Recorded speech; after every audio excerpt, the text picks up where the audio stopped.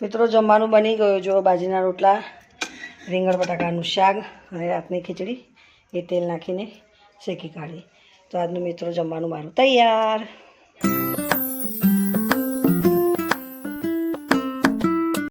જય શ્રી કૃષ્ણ, રાધે રાધે, જય દ્વારકાધીશ, હર હર મહાદેવ. મિત્રો સ્વાગત છે તમારું મારા નવા બ્લોગમાં. મિત્રો સવારના 10:30 વાગી ગયા છે. તો બધાને ગુડ મોર્નિંગ. ને કેમ છો તમે બધા? મજામાં? બધા મજામાં રહો. દ્વારકાધીશ બધાને સાજા સાજા રાખીને મસ્ત રાખીએ. તો મિત્રો સવારના 10:30 વાગી ગયા છે અને હવે જમવાનું બનાવવાની શરૂઆત થઈ ગઈ છે. રીંગણ બટાકા કાપી કાઢ્યા છે, ડુંગળી સમારી, મસાલો પણ તૈયાર છે.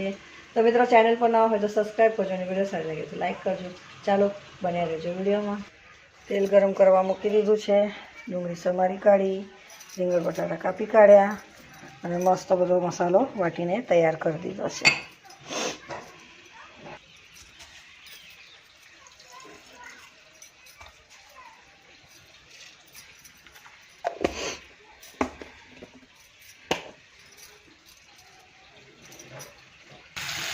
ડુંગળી મસ્ત શેકાઈ જાય એટલે મસાલો નાખી દઉં પછી રીંગણ બટાકા.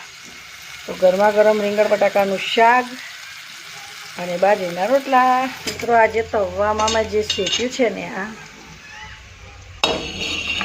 શું છે ખબર છે? આ કાળું કાળું આમરા શેક્યા મેં. આમરાને પહેલાં ઝીણા ઝીણા કાપી કાઢ્યા હતા, 2-3 દિવસ સુકાવા રાખ્યા, સુકાઈ ગયા એટલે આજે મેં એને તવામાં મસ્ત શેકી કાઢ્યા. હવે આનો પાવડર બનાવી દઈશ વાટીને, પછી વાળમાં લગાવીશ મહેંદી નાખીને. જો ધુમાડો નીકળતો હોય તો જો.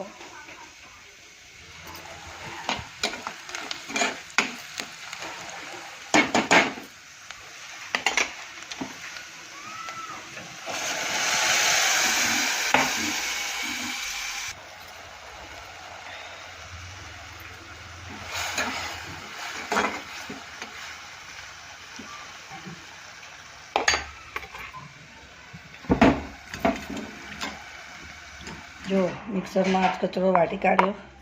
હવે આ ડબ્બીને ભર દઉં. ફરીવાર માથામાં મહેંદી લગાવવાનું થશે ને એટલે આ પાવડર, મહેંદી અને ભૂકીનું પાણી મિક્સ કરીને પછી વાળમાં લગાવવાનું. જો વાટી કાઢવાનો આજ કચરો લાગશે. મિત્રો જમવાનું બની ગયું જો બાજીના રોટલા, રીંગણ બટાકાનું શાક અને રાતની ખીચડી એ તેલ નાખીને શેકી કાઢી. તો આજનું મિત્રો જમવાનું મારું તૈયાર. ચાલો મિત્રો જમવાનું મારું બની ગયું છે. હવે જમાડી દો પહેલાં કાનાને, પછી અમે જમીશું. ઘરમાં બધું કામ બી થઈ ગયું, વાસણ પણ ઘસી કાઢ્યા અને બસ આજ માટે આટલું જ. ચેનલ પર ના હોય તો સબસ્ક્રાઈબ કરજો અને વિડીયો સારો લાગે તો લાઈક કરજો. તો મળે નવા બ્લોગમાં. જય શ્રી કૃષ્ણ, રાધે રાધે, જય દ્વારકાધીશ, હર હર મહાદેવ. બાય બધા.